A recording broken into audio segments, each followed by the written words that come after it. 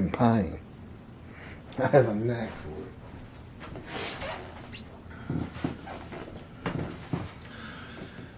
it. Chapter 21, part 6.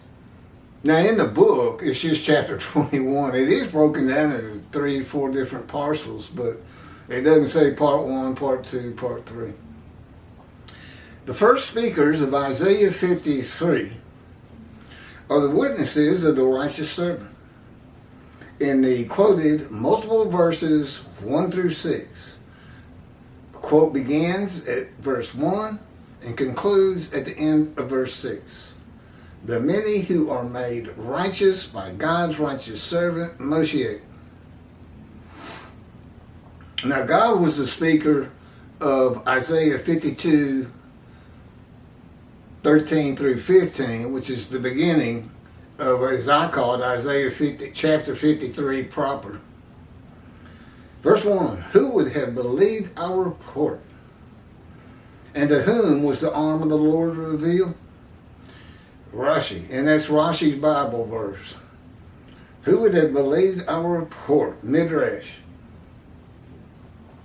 Commentary by Rashi. So will the nations say to one another, were we to hear from others what we see, it would be unbelievable. And that's what you should be saying about what I'm presenting you. Far and above more knowledge than has ever been revealed in Judaism, and at one time. Not over 2,000 years, or however long it's been.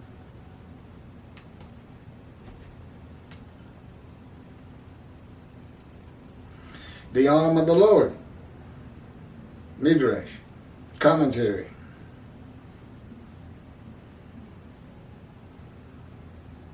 Like this, with greatness and glory, to whom was it revealed until now?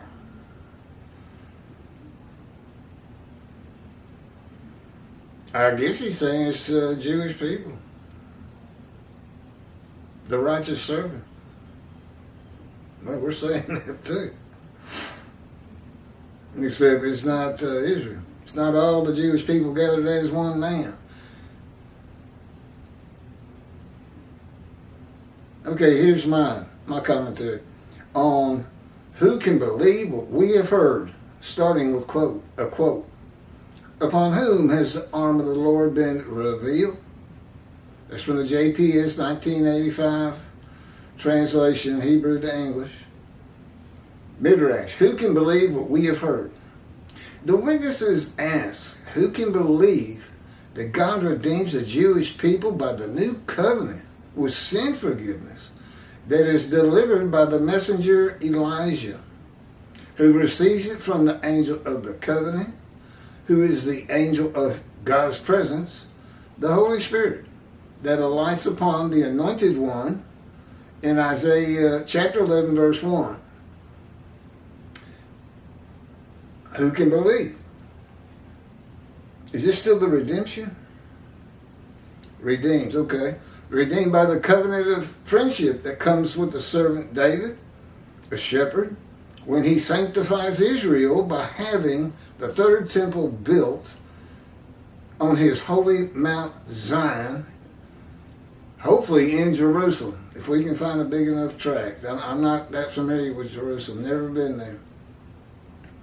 And by speaking to his prophet again, as he spoke to Moses, face to face and friend to friend.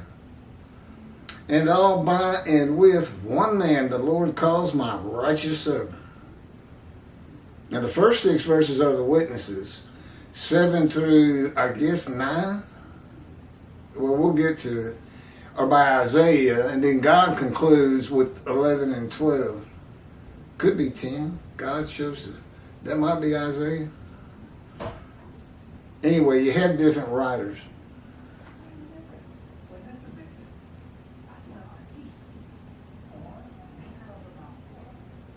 When he sanctifies Israel,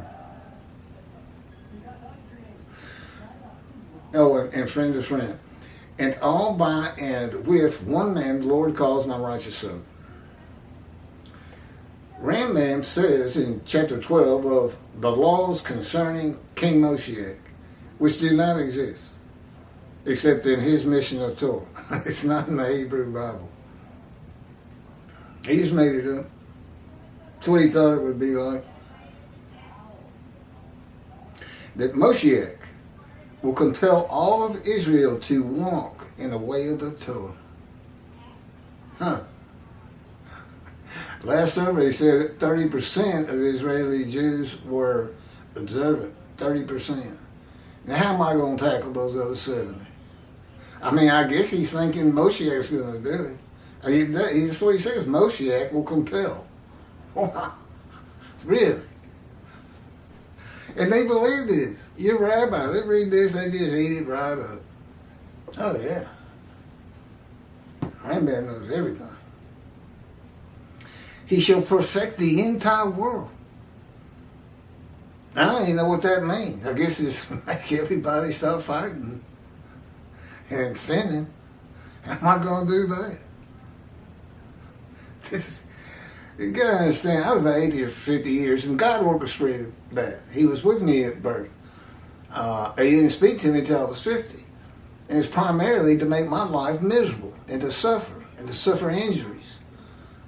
and suffer cancer. He chose to crush the righteous servant with disease.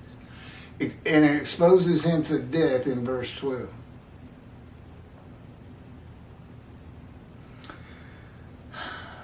Okay, let me just keep going. This is going to be long enough. Perfect the entire world, motivating all the nations to serve God together. Really? Let's go to China first.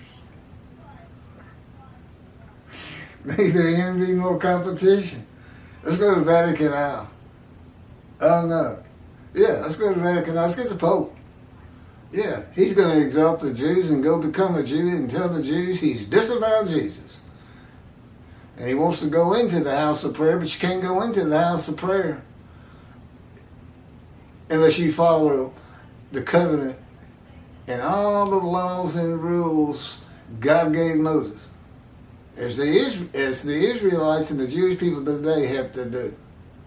Yes, the Pope's going to have to practice the 613 laws derived from the Torah. I hadn't thought of that one. That's a good one.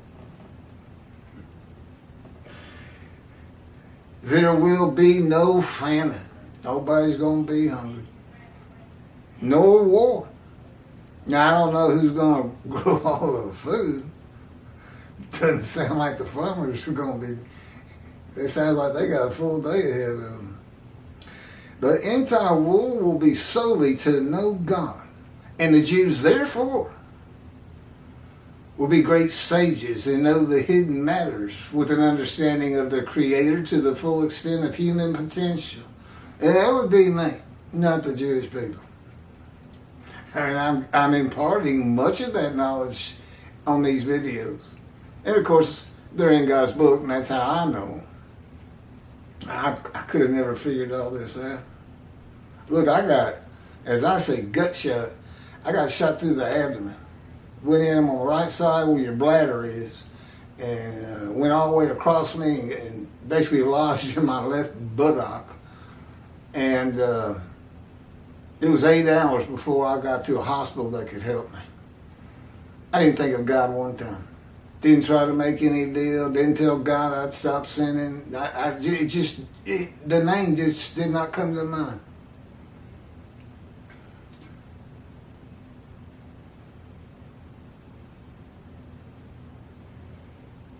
And his sanctuary, God's presence shall rest over them. And when the sanctuary abides among them forever, the nations will know that the Lord sanctifies Israel. That's what the Gentiles are going to know. Or they should. Who would believe that one man fulfills Who can believe what we have heard? I'm still on that. Who would believe that one man fulfills and completes the remaining prophecies of God? There's six. The six prophecies being fulfilled by me.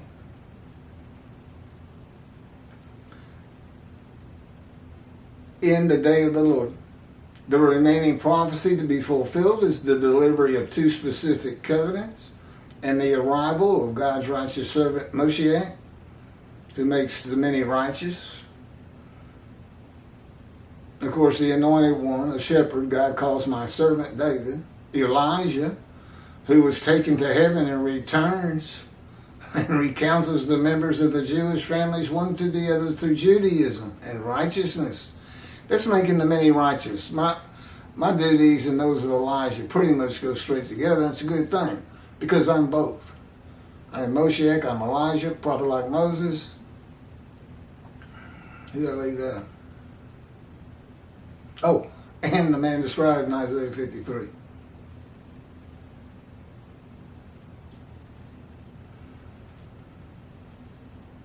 And the prophet like Moses, who wrote the Torah at the command and direction of God. The witnesses will report, and who would believe it? Not many people right now, based on the comments I get, very derogatory. Shunned and despised. God knew it was going to be like this. Shunned and despised and held of no account. That's in Isaiah 53.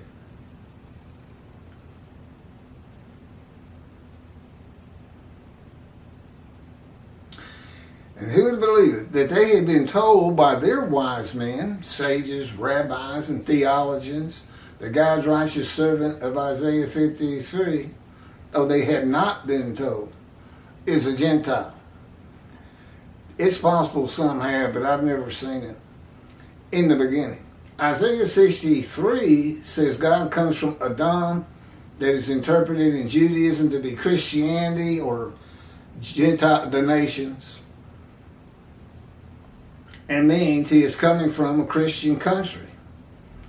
And of the people, Jewish people, none are with him. He comes with a Gentile. His righteous servant, Moshiach, the prophet like Moses. It's got to have a visible representation. I mean, basically, he's throughout the earth at all times. But you don't know where he is specifically, his presence, his mind, unless he's got a man. A guy. I mean, it could be a woman, but that's not how it's shaping out.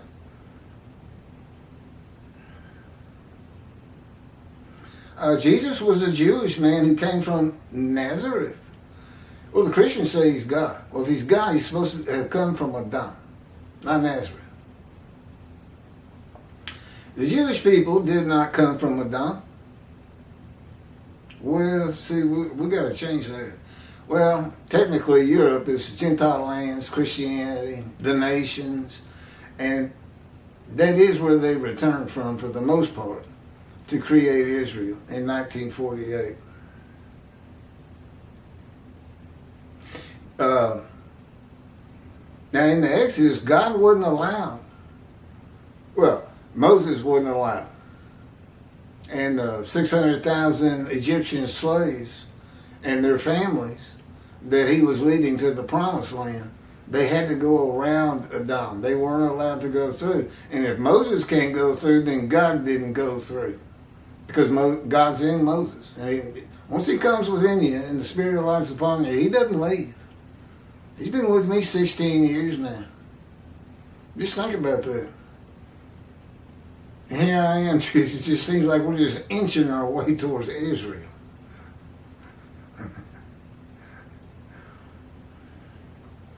But I have total faith and devotion in this day of the Lord and what he's going to get done. And that's how 63 starts, Isaiah 63. Who is this coming from? Adam, and from their great city, Basra. The witnesses report that they had never heard that the captain of the Lord's host is a Gentile and a harbinger of God's righteous servant who is a Gentile and who becomes a host of the Lord's host, the man of divine beings, when God's Spirit alights upon him in Isaiah chapter 11, verse 1. The witnesses had never heard that the divine beings are the Holy Spirit, who is the angel. Again, who can believe what we have heard? They couldn't believe it themselves. There might be many of them right now watching these videos, thinking, I'm going to get back to synagogue, and I can't wait till the covenant of sin forgiveness goes into effect. Yeah, and be sure to go to Yom Kippur. You're only forgiven of the sins you've done today, or when this book's published. That's when it is effective. But God pretty much sees the Jewish people sin-free right now. It's just in a friendly mood. But we have to get it marketed. That was the problem with Zechariah chapter 1 that Rashi could not figure out. And he said, we have to wait for the teacher of righteousness to explain this to us, the truth of it. And I have. I have in the book and on video. And it has to do with the exiles, all 13 tribes that returned, not realizing when God forgave their sins. They just knew they were getting ready to build a temple, and a curse had been lifted against them. They had returned to Jerusalem. But they needed to know they were sin-free, and they needed to find the scroll of Isaiah. Apparently they didn't have it.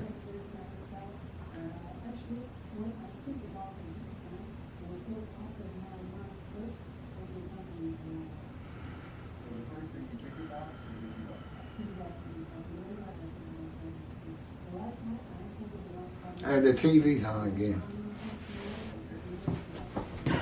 Yeah, I'll take a break.